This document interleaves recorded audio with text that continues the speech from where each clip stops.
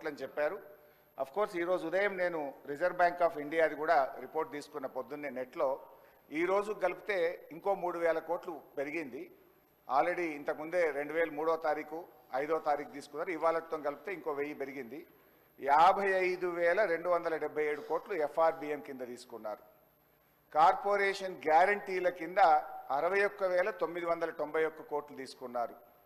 10,099 కోట్లు గ్యారంటీ లేకుండా తీసుకున్నారు. మొత్తంగా కాంగ్రెస్ పార్టీ ఏడాది పాలనలో చేసిన అప్పు ఎంత అంటే 1,27,208 కోట్లు.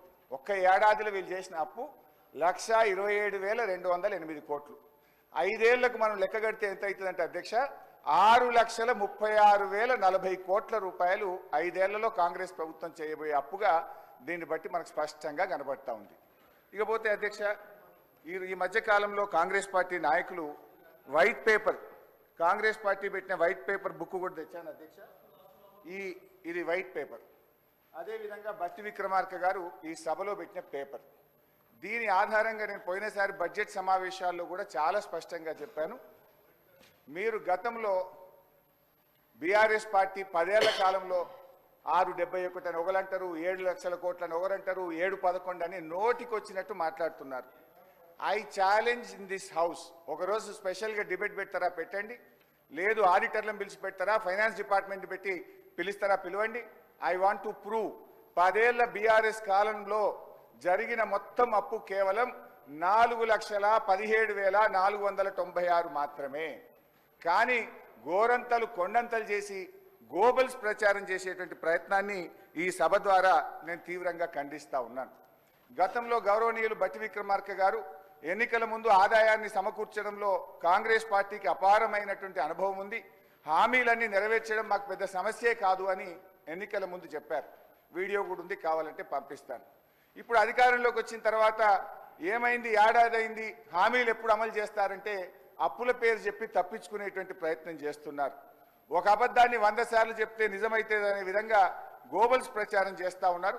అందుకే ఈ శాసనసభ వేదికగా సభ్యులకు రాష్ట్ర ప్రజలకు కూడా ఈ 7 లక్షల కోట్ల అప్పు అని కాంగ్రెస్ పార్టీ చేస్తున్న ప్రచారం తప్పు అని ఈ సభ ద్వారా రాష్ట్ర ప్రజలకు నేను తెలియజేయదలుచుకున్నా అధ్యక్ష. ఆర్బీఐ కంటే గొప్ప వాళ్ళు అయితే ఉండరు అధ్యక్ష. ఇన్ఫ్యాక్ట్ అధ్యక్ష ఈ 4,17,496 కోట్లలో కూడా 10 ఏళ్ల బీఆర్ఎస్ పాలనలో 4-5 ప్రత్యేకమైన విషయాలు ఉన్నాయి. 2 వరుస కరోనా సంవత్సరాలు రావడం వల్ల కేంద్ర ప్రభుత్వం అప్పుడు మొత్తం దేశం యొక్క ఎకానమీ అతలాకుతలమైంది. మీరు రాష్ట్రాలు 1.75% అదనంగా అప్పులు తీసుకోండి, క్యాపిటల్ ఎక్స్పెండిచర్ చేయండి అని కేంద్ర ప్రభుత్వం చెప్పడం వల్ల మనము తీసుకున్నటువంటి అప్పులు కూడా ఉన్నాయి. ఇది కాకుండా ఉదయ్ స్కీమ్ ద్వారా, సార్ లెట్ మీ కంప్లీట్, ఆ తర్వాత అని చెప్పమనండి. క్వశ్చన్ అవర్లో క్వశ్చన్ అడుగుతారు, సమాధానం చెప్తాం. క్వశ్చన్ ఉంటుంది కానీ వారు షార్ట్ డిస్కషన్ లాగా ఉపన్యాసం చెప్పుకుంటూ పోతా ఉన్నారు. మరి వారికి అనుభవం లేకనా కావాలని సభను తప్పుదోవ పట్టించడం కోసం చేసే ప్రయత్నమా? మీరు అడిగారు ఈ అప్పుల పైన మీరు తప్పుదోవ పట్టిస్తూ ఉన్నారు, గోబల్స్ ప్రచారం చేస్తున్నారు, ఏదంటే సభలో చర్చ పెట్టండి. ఎస్, మేము రాగానే సభలో చర్చ ఉండాలనే వైట్ పేపర్ పెట్టాము మీరు చేసిన తప్పులు అన్నింటినీ. మళ్ళీ కావాలని అడుగుతుంటే మాకేం అభ్యంతరం లేదండి. మేము అసలు పూర్తిగా ఈ సభకి రాష్ట్ర ప్రజలకి వాస్తవాలన్నీ తెలియాలనేటువంటి ఆలోచనలో స్పష్టంగా ట్రాన్స్పరెంట్గా ఉన్న గవర్నమెంట్ ఇది. ఏది దాచుకోవాలని ప్రయత్నం చేయాలి మీలాగా. సో మీరు వాళ్ళ చర్చ పెడదామన్నా ఫైన్, షార్ట్ డిస్కషన్కి వీఆర్ రెడీ. మీరు ఏదో ఏ ఫామ్లో ఇస్తారో ఇవ్వండి, గౌరవ సభాపతి గారికి ఇవ్వండి, వారి అనుమతితో వారు ఇస్తే టైం ఇస్తే we are ready to debate sir. అంతేగాని ప్రశ్నలంతా వదిలిపెట్టి మొత్తం పాత కథలన్నీ చెప్పుకుంటూ వారి చరిత్ర అంతా చెప్పుకోవడానికి ప్రయత్నం చేస్తే అది వినటానికి మేము ఈ ప్రశ్న క్వశ్చన్ అవర్ ఇట్లా వేస్ట్ చేయొద్దు అధ్యక్ష. అయితే గౌరవ డిప్యూటీ స్పీకర్ గారి యొక్క సవాల్ను నేను స్వీకరిస్తా ఉన్నా. ఆల్రెడీ బీఆర్ఎస్ పార్టీ తరఫున మేము ప్రివిలేజ్ మోషన్ ఇచ్చాం. Privilege motion on honourable deputy CM we have given sir. That privilege motion is pending. Sir మళ్ళీ సభను కూడా మళ్ళీ తప్పుదో పట్టిస్తున్నారు అధ్యక్ష. మళ్ళీ తప్పుదో పట్టించు అంటే లేస్తే సత్యదూరమైన మాటలు మాట్లాడటం తప్ప వాస్తవాలు మాట్లాడితే తల పగిలిపోతారు అని ఏమైనా శాపం ఉందని నా అనుమానం అధ్యక్ష. వీళ్ళకి అస్సలు వాస్తవాలు మాట్లాడరు అధ్యక్ష, అన్ని సత్యదూరాన్ని. ఏది ఏంది ప్రివిలేజ్ మోషన్? మీరు ఆ ప్రివిలేజ్ మోషన్ ఇచ్చేది అధ్యక్ష. వీళ్ళు ప్రివిలేజ్ మోషన్ ఇస్తారా సభా నిబంధనల గురించి, సభా నియమాల గురించి? దేనికి ప్రివిలేజ్ మోషన్ అధ్యక్ష? దేనికి? నేను నిన్న చూపించాను నేను అధ్యక్ష. రూల్స్ బుక్ వాళ్ళ హయాంలో తయారు చేసింది. పాత రూల్స్ బుక్ అన్నిటిని కూడా మార్చేసి వాళ్ళకు అనుకూలంగా ఉండేటట్టుగా రూల్స్ బుక్ అంతా తయారు చేసుకొని సభలో పెట్టి ఆ రూల్స్ బుక్లో ఏం చూపించారు అధ్యక్ష? స్పష్టంగా ప్లకార్డ్స్ తీసుకొని రావద్దు, స్లోగన్స్ ఇవ్వద్దు, పొరపాట్లు అట్టు చేస్తే వాళ్ళ మీద చర్యలు తీసుకోవాలని చెప్పి అన్ని చాలా స్పష్టంగా రూల్స్ బుక్లో పెట్టి నిన్న మీరు చేసింది ఎందుకు అధ్యక్ష? ఏం చేశారు మీరు? సభలో మీరు కానీ మీ నాయకుడు ఆనాడు ముఖ్యమంత్రిగా ఉన్నటువంటి కె చంద్రశేఖరరావు గారు సభలో చెప్పినటువంటి ఏ ఒక్క అంశాన్ని అమలు చేశారు అధ్యక్ష? సభ నిబంధనలు పూర్తిగా ఉల్లంఘించారు వాళ్ళు. హౌస్ ప్రివిలేజ్ మొత్తం పక్కగా పట్టించింది వాళ్ళు. ఒకటి కాదు, రెండు కాదు, 3 ఎకరాల భూమి బరాబర్ ఇస్తామని చెప్పారు దళితుల గిరిజనులకు. ఇచ్చారా? ఈ సభలోనే కదా చెప్పింది వాళ్ళు. ఈ సభలోనే కదా అధ్యక్ష చెప్పింది. డబుల్ బెడ్రూమ్ ఇల్లు ఇస్తా అని చెప్పారు. ఇచ్చారా అధ్యక్ష? ఉద్యోగాలన్నీ పూర్తి చేస్తాం బరాబర్ అన్నారు. చేశారా? 2 భిన్నమైనటువంటి డైలాగ్స్ నేను వినిపించగలను అధ్యక్ష. బరాబర్ ఉద్యోగాలు ఇస్తాం అన్నది ఒకటి, ప్రభుత్వాలు ఏడున్నాయి ఉద్యోగాలు ఏడ తీసుకొచ్చిస్తామని అడిగింది ఇక్కడ నుంచే. సభ నిబంధనలు నియమాల గురించి ప్రివిలేజెస్ గురించి వారు మాట్లాడితే ఎట్లా అధ్యక్ష? వారు ఏమన్నారు? నేను ప్రివిలేజ్ ఇచ్చారట. ఎందుకు? సభ జరిగేటప్పుడట సభలో ఏంటి ప్రభుత్వానికి సంబంధించిన అంశాలన్నీ బయట మాట్లాడకూడదు కదా. మీరు ఎట్లా మాట్లాడతారు? ఏం అధ్యక్ష నేను మాట్లాడింది ఏంటి?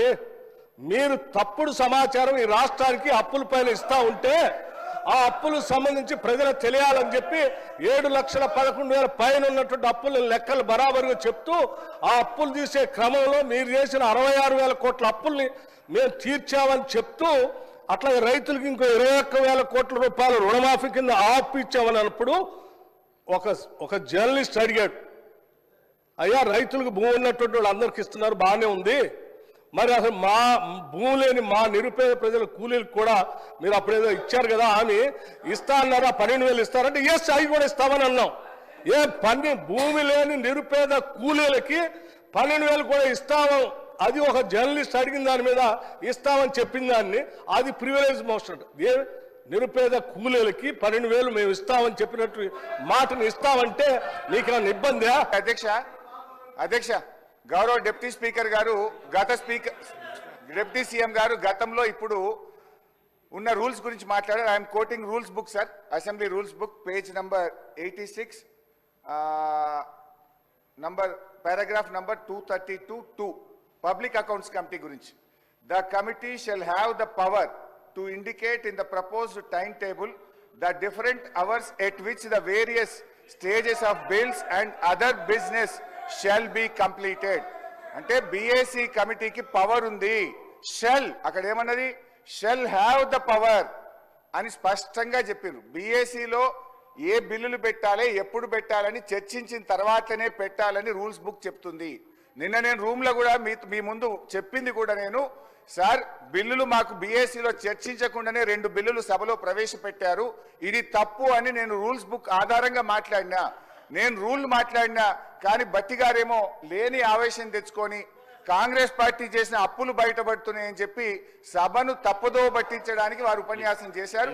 నేను ఉపన్యాసంలోకి పోను, నేను అప్పుల గురించే మాట్లాడతాను. గౌరవ బట్టి విక్రమార్క గారు చెప్పిన లెక్క ప్రకారంగా 1,27,208 కోట్ల రూపాయలు ఏడాది కాలంలో కాంగ్రెస్ ప్రభుత్వం అప్పు చేసింది. 1,27,000 అంటే 5 ఏళ్లలో లెక్క పెడితే ఇది 6,36,000 కోట్లు అవుతుంది.